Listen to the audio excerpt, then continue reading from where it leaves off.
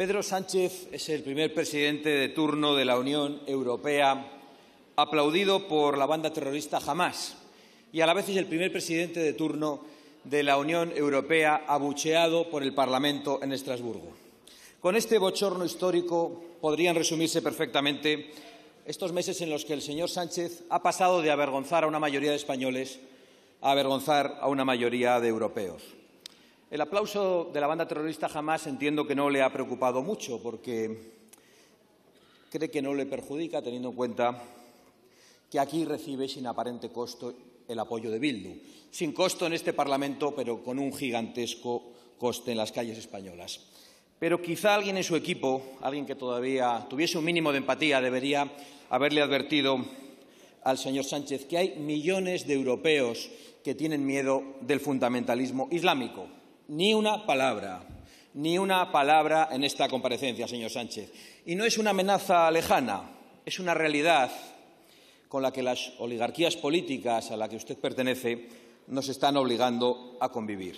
Hay ataques constantes en Europa, aunque muchos se empeñen en que olvidemos Bataclan, donde se cometieron crímenes horrendos, torturas y mutilaciones, que olvidemos las Ramblas o las decenas de muertes en Niza, en París, en Bruselas o en Berlín. Y no solo es el terror a esos ataques, es que hay barrios enteros, señor Sánchez, donde ya no rigen las leyes europeas que han sido sustituidas por la ley islámica. Ni una palabra tampoco de aliento y de esperanza para las mujeres que tienen que padecer esto en muchas calles de Europa. Pero, como digo al señor Sánchez, el aplauso de Hamás no le preocupa. Me atrevo a decir que hasta lo disfruta un poco porque le gusta tanto que le aplaudan, que le da igual que sea el mismísimo demonio quien lo haga. Por el contrario, el histórico abucheo en el Parlamento sí creo que le escoció un poco más, como se transparentaba en su cara, que a veces no logra disimular, quizá porque creía que lejos de España esas expresiones de hartazgo iban a ser evitadas. Pero, claro, ¿qué se esperaba usted, señor Sánchez? En primer lugar, ni se dignó como presidente de turno de la Unión Europea acudir al Europarlamento el pasado mes de julio para presentar el programa de la presidencia española. Es usted el primer presidente de turno de la Unión Europea que ha tardado 5 meses en acudir al Parlamento Europeo a presentar su programa y el mandato dura 6 meses, señor Sánchez, 6 meses, y con eso lo decimos todo. En primer lugar, es que igual usted no tenía ni siquiera programa, como parece indicar la escasa o nula preparación de los consejos europeos, que ha escandalizado a muchos gobiernos, y se lo puedo asegurar, señor Sánchez. Pero es que además, como ha desempeñado esa presidencia, como lo hace usted todo, al servicio único de su interés personal, ha ido al Parlamento Europeo y se ha dedicado a insultar a gobiernos y a líderes europeos como si tuviese allí el apoyo mediático que aquí ha comprado con los impuestos de los españoles.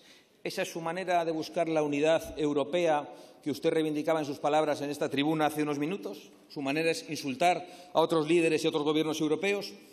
Y por si le parecía poco, como guinda se atrevió a banalizar el nazismo en el Parlamento Europeo, hablándole a un alemán, como si allí le fuesen a funcionar las mentiras y las manipulaciones con las que aquí nos aburre hasta el extremo. Siga manipulando, siga mintiendo, siga engañando. Para usted es irremediable, pero por favor, hágalo de una manera más breve. Mentiras más resumidas, por favor. No hacían falta estos 50 minutos. Dado que le ha robado la dignidad a la presidencia del Gobierno de España, al menos no nos robe más tiempo del necesario, porque, en realidad, para resumir los éxitos de la presidencia de turno de la Unión Europea bastaba un segundo. ¿Éxitos? Ninguno, señor Sánchez, de verdad. Ninguno. El desconocimiento de Sánchez de los verdaderos problemas a los que se enfrenta la Unión es directamente proporcional al tiempo que utiliza en aparentar que conoce algo de lo que está hablando. Lo hemos padecido en este Parlamento. Se dio cuenta el señor Tamames, el único invitado externo que ha tenido posibilidad de participar en este Parlamento y que se escandalizó con sus tiempos de intervención y de mentira. En realidad, más que en una presidencia, ya sea europea o española, el señor Sánchez ha trabajado en una pura apariencia durante estos años y durante estos 6 meses. Como la apariencia de legalidad con la que pretende maquillar el cohecho, el delito de cohecho más escandaloso que ha conocido este Parlamento y que ha dado lugar a su investidura. Sánchez trata también de aparentar que apoya a Ucrania en su guerra contra Rusia, pero la realidad es que su Gobierno forma parte del Grupo de Puebla, el mayor aliado en Iberoamérica de Putin. La realidad es que Sánchez apoya tiranías como la cubana, que está mandando soldados a luchar contra Ucrania. La realidad es que no ha conseguido desbloquear las conversaciones para la entrada de Ucrania en la Unión Europea. La realidad es que eso, señor Sánchez, lo han conseguido las gestiones de otros gobiernos, como el italiano, gestiones con el húngaro, gobiernos a los que el señor Sánchez, por cierto, insultaba hasta hace solo unas semanas.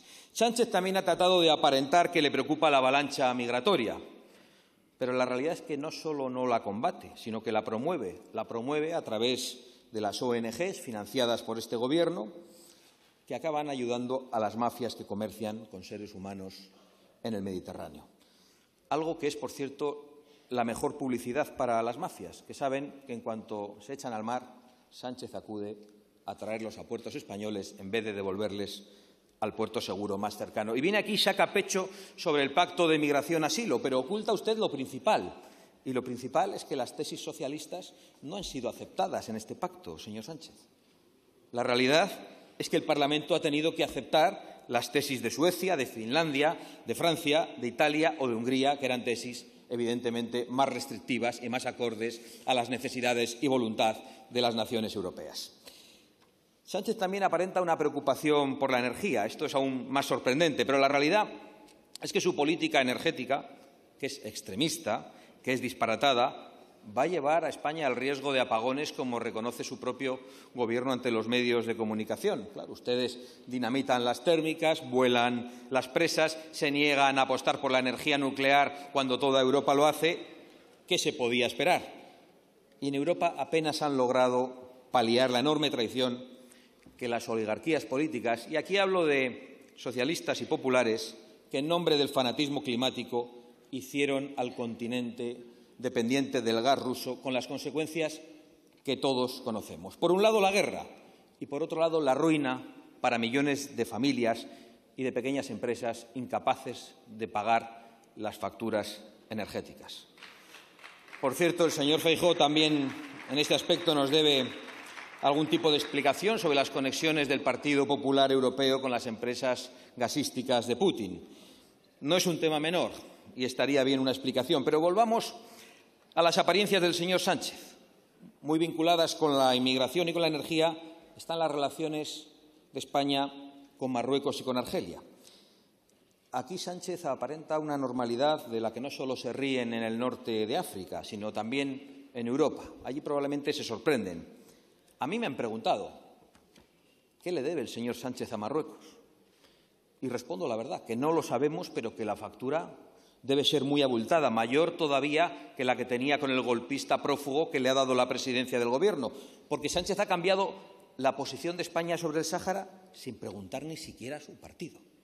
Fíjense, señorías, si la capacidad de presión de Marruecos es efectiva, que en este tema, el del Sáhara, es el único en el que aparentemente Sánchez no ha cedido ante sus socios extremistas. Es el único tema en el que Sánchez se ha mantenido firme. Ni Sumar, ni Podemos, ni Bildu, ni el resto del complot, tan comprometidos con la causa saharaui, han conseguido que haya, no digo ya una rectificación del señor Sánchez, sino una simple explicación sobre su cambio de postura respecto al Sáhara. Qué curioso, aquí agitan ahora las banderas de Hamás, pero ya han desaparecido las del Frente Polisario. Espero que algún día todos nosotros en este Parlamento y también la Fiscalía conozcamos las razones. Luego, hay problemas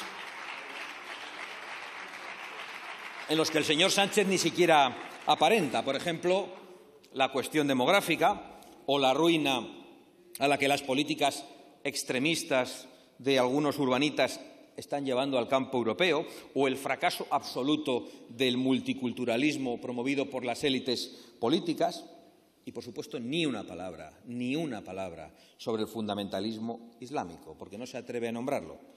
Pero bueno, como en todos estos temas tampoco el señor Feijóo le pregunta, porque coincide bastante en sus políticas, el señor Sánchez ni se molesta en contestarnos al respecto. Les informo, señorías, que nosotros, por nuestra parte, hemos procurado desmontar todas esas apariencias y trampantojos que la Moncloa ha ido sembrando por Europa y más allá. Y les reconozco que no es una tarea fácil. Aunque gozamos de la confianza de bastantes líderes internacionales, a veces cuesta transmitir la realidad, porque los suyos de aurora boreal es difícil de creer que haya alguien como usted. En algunas ocasiones hemos tenido que demostrarles que el Gobierno de Sánchez y su apariencia feminista es el responsable de que cientos de violadores hayan salido a la calle. No se lo creen. Y que gracias a sus políticas en España se están batiendo todos los récords de violaciones a mujeres. También me ha costado explicar que Pedro Sánchez ha accedido al poder pactando con un prófugo de la justicia, con la humillante supervisión de un mediador internacional, y que para conseguirlo ha concedido una amnistía abiertamente inconstitucional, aunque esto ha sido más fácil explicarlo. No hacía falta más que ponerle los vídeos del señor Sánchez diciendo que la amnistía era inconstitucional y de otros socialistas explicándolo con una claridad tremenda hace solo unos meses. Este esfuerzo que hemos realizado creo que irá dando sus frutos y creo que una buena parte de la comunidad internacional ya sabe que hablar con Pedro Sánchez no significa hablar con quien representa los intereses de los españoles, sino únicamente los suyos propios. La presidencia de turno que ha ejercido durante estos 6 meses, que ha ostentado, que es la palabra que el señor Sánchez utiliza, y creo que es muy significativa, pues ha servido para que hasta los más incrédulos se hayan dado cuenta de que el inquilino del Palacio de la Moncloa está más preocupado por permanecer allí el mayor tiempo posible, a cualquier coste, para España o para Europa. Por cierto, señor Feijóo, que también he tenido que explicar por qué durante la campaña electoral usted no dejó pasar ni un solo día sin ofrecer un pacto al señor Sánchez, si ya conocía cómo era y cómo gobernaba. Reconozco que esto no he sabido explicarlo. Cuando se reúna usted con él de nuevo, lo que creo que es un gigantesco error, y vuelvan a pactar dentro de unos meses la renovación del Consejo General del Poder Judicial o la renovación de magistrados del Constitucional o nuevas comisiones y sillones en este Parlamento, explíqueselo a sus votantes, porque a mí me parece incomprensible.